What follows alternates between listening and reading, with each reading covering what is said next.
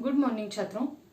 तो कल की तासिका में हमने देखा है हमारे जो पाठ है उसी से ठंडा उसी से गर्म, जिसके रचनाकार है डॉक्टर जाकिर हुसैन, जो कि हमारे भारत के तृतीय राष्ट्रपति बने हुए थे, जिन्होंने अपना कार्य अच्छे तरीके से किया हुआ था।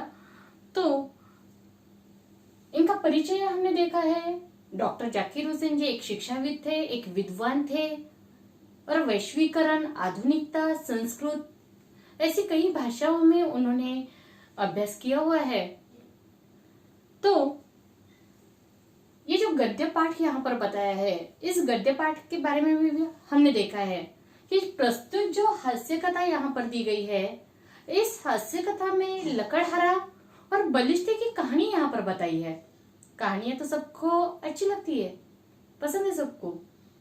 चलो तो देखेंगे हम लकड़हारा और बलिष्ठे की कहानी। सुननी है सबको? तो चलो झट से अपनी किताबें निकालनी है और हमारा जो दूसरा पाठ है उसी से ठंडा उसी से गर्म, ये पाठ निकालना है। पेज नंबर 3 यहाँ पर निकालनी है। उसमें हमारा दूसरा पाठ है उसी से ठंडा उसी से गर्म, और सबको अपनी किताब में ध्यान देना है, एक बार उसे पढ़ लेना है और बाद में इसके जो कठिन शब्द है वो मैंने आपको यहाँ पर बोर्ड पर लिख कर दिए हैं। उस कठिन शब्द का अर्थ आपको आपकी किताब में या फिर आपकी कॉपी में आपको रेखांकित करना है और वो आपको अर्थ इसका लिख लेना है। देखो, शुरुआत में इसका पहला पैराग्राफ है वो हम अभी देखेंगे। एक लकड़हारा था, कहानी हम देख रहे हैं यहाँ पर। वो कहानी है लकड़हारे की और बलिष्ठे की। तो उस कहानी में शुरुआत में जो पात्र है वो है लकड़हारे का। और सुनिएगा ये कहानी। एक लकड़हारा था, जंगल में जाकर रोज लकड़ियां काटता और शहर में जाकर शाम को बेच देता था। हम देखते हैं हमारे मम्मी पापा भी काम करते हैं, अलग अलग काम करते हैं सब लोग। तो उनका क्या रहता है डेली रूटीन? सुबह काम पर जाना और शाम को वापस घर पर आना, बराबर है। उसी तरीके से यहाँ पर ये जो लकड़हारा है, वो लकड़हारा का काम क्या है? रोज जंगल में जाना, लकड़ियां काटना और शाम को घर आकर शहर में जाकर उसे बेचना, ये उसका काम है। जंगल में जाना, लकड़ी काटना और शाम में काटता और शहर में जाकर उसे बेच देना। एक दिन इस ख्याल से कि आसपास के सब लकड़हारे लकड़ी काट ले जाते हैं, उसके मन में एक ख्याल आया कि आसपास के जो सारे लकड़हारे हैं वो लकड़हारे क्या करते हैं? लकड़ी काट ले जाते हैं। सभी लकड़हारे ने आसपास की लकड़ी काटकर वो चले गए होंगे, ऐसे उसके मन में एक ख्याल आया, एक विचार आया। सूखी लकड़ी आसानी से मिलती नहीं। देखो, बारिश का मौसम हो या फिर ठंड का मौसम हो, इन दो मौसम में जो सूखी लकड़ियां है वो सूखी लकड़ियां आसानी से मिलती नहीं है। और इसीलिए उसने क्या किया? वह दूर जंगल के अंदर चला गया। आसपास की सब लकड़ियां तो सारे लकड़हारे ने लेकर चले गए थे।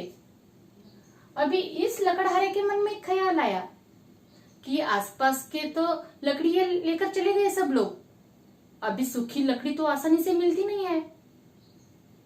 ठंड का मौसम है, हमारे ये जो हास्य कथा है इस कथा में ठंड का मौसम है और इसीलिए इस कथा के माध्यम से यहाँ पर कहा गया है कि ठंड का मौसम है और सूखी लकड़ी आसानी से मिलती नहीं है। इसीलिए वो जो लकड़हारा है वो लकड़हारा जंगल के अंदर दूर चला गया। सर्दी का मौसम था। देखो मौसम कौन सा चालू है यहाँ पर? सर्दी का मौसम है।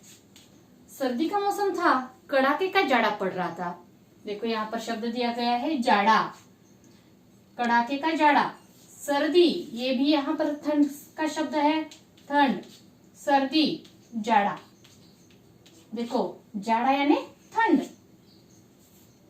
एक ही शब्द है परंतु इस शब्द के अर्थ यहाँ पर अलग अलग बताए गए हैं। यहाँ पर जाड़ा का अर्थ हुआ है ठंड, सर्दी का अर्थ होता है ठंड।